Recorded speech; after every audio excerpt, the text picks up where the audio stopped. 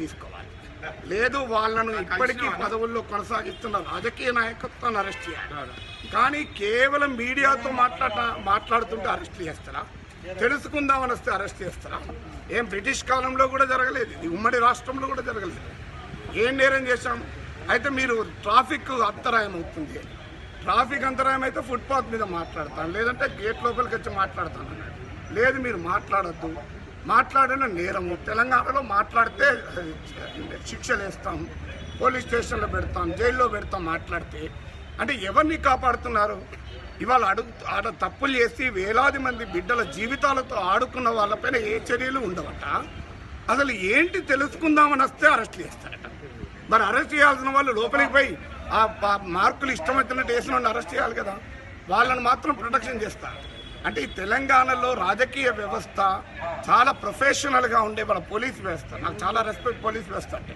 కానీ ఈ పోలీస్ వ్యవస్థను దొంగలను కాపాడుకోవడానికి వాడుకుంటూ దొంగలకు కాపలాదారులుగా వాడుకోమంటే వాళ్ళు కూడా బాధపడుతున్నారు. పాపం వాళ్ళకు కూడా అనిపిస్తున్నారు, మా బిడ్డలు కూడా ఇంటర్మీడియట్ చదువుతున్నారు సార్, మేమేం చేయాలి అంటున్నారు. అందువల్ల ఇలా పోలీసుల బిడ్డలు కూడా ఇంటర్మీడియట్ చదువుతున్నారు, వాళ్ళ బిడ్డల మార్కులకు కూడా ఇష్టం వచ్చినట్టు వచ్చినాయి.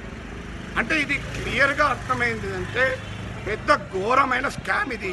ఆ స్కామ్ను కాపాడుకోవడానికి ఇలా నిర్బంధాన్ని ప్రయోగిస్తున్నారు. లేకపోతే ఇబ్బంది ఏంటండి? కంప్లైంట్ ఇచ్చిన ప్రతి ఒక్కరికి పరిష్కారం చెప్పచ్చు కదా. వాళ్ళను చర్య తీసుకోవాలి.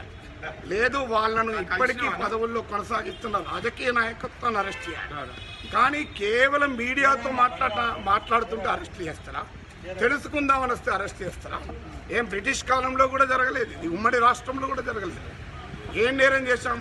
అయితే మీరు ట్రాఫిక్ అంతరాయం అవుతుంది, ట్రాఫిక్ అంతరాయం అయితే ఫుట్పాత్ మీద మాట్లాడతాను, లేదంటే గేట్ లోపలికి వచ్చి మాట్లాడతాను అన్నాడు. లేదు మీరు మాట్లాడద్దు, మాట్లాడిన నేరము. తెలంగాణలో మాట్లాడితే శిక్షలు వేస్తాం, పోలీస్ స్టేషన్లో పెడతాం, జైల్లో పెడతాం మాట్లాడితే. అంటే ఎవరిని కాపాడుతున్నారు? ఇవాళ ఆడ తప్పులు చేసి వేలాది మంది బిడ్డల జీవితాలతో ఆడుకున్న వాళ్ళపైన ఏ చర్యలు ఉండవట. అసలు ఏంటి తెలుసుకుందామని వస్తే అరెస్ట్ చేస్తారట.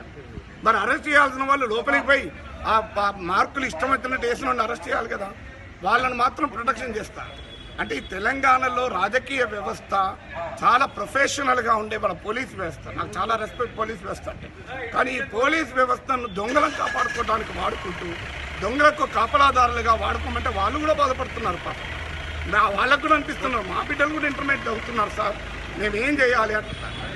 అందువల్ల ఇలా పోలీసుల బిడ్డలు కూడా ఇంటర్మీడియట్ చదువుతున్నారు, వాళ్ళ బిడ్డల మార్కులకు కూడా ఇష్టం వచ్చినట్టు వచ్చినాయి. అంటే ఇది క్లియర్గా అర్థమైంది అంటే పెద్ద ఘోరమైన స్కామ్ ఇది. ఆ స్కామ్ను కాపాడుకోవడానికి ఇలా నిర్బంధాన్ని ప్రయోగిస్తున్నారు. లేకపోతే ఇబ్బంది ఏంటండి? కంప్లైంట్ ఇచ్చిన ప్రతి ఒక్కరికి పరిష్కారం చెప్పచ్చు కదా. 144 సెక్షన్లు ఇది మేమేం బాంబులు వేసుకోలేదు, నేనేమన్నా